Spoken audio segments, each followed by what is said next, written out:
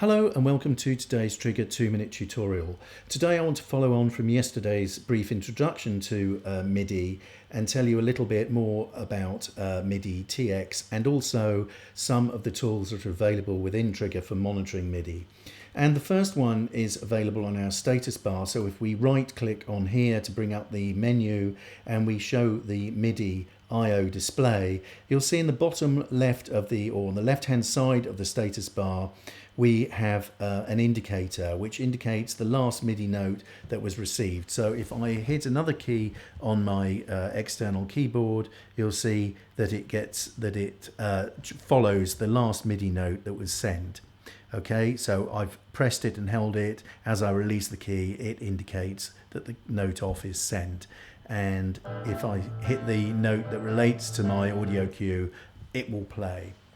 And the other tool that we have for monitoring MIDI is on the project options page. If you go to the MIDI devices page, you can see a list box here of the last MIDI notes that were received by my system.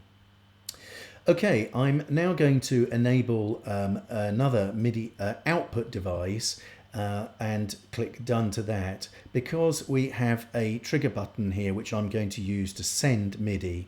Okay, I've got no external hardware to actually demonstrate this functionality, but I can show you how it's set up.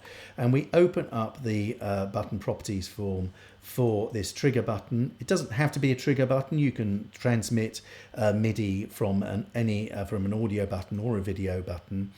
And now you'll see on the MIDI page that MIDI TX has been enabled, and as with the receive function, we have the option to send two separate MIDI notes or MIDI commands. And here we simply set up the channel, we set the type of command that we want to send, and you see we have a range of MIDI commands available to us. So you could set up a trigger button to set up a new scene on a mixing desk, for example. In this instance, we'll just keep it a simple note on.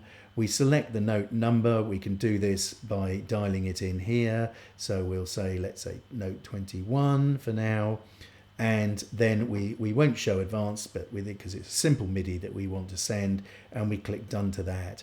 And now you'll see we have an icon indicating that when we hit this trigger button, the note 21 will be sent on MIDI channel 1. Okay, we'll be talking some more tomorrow about MIDI external devices, and I hope you'll join me then.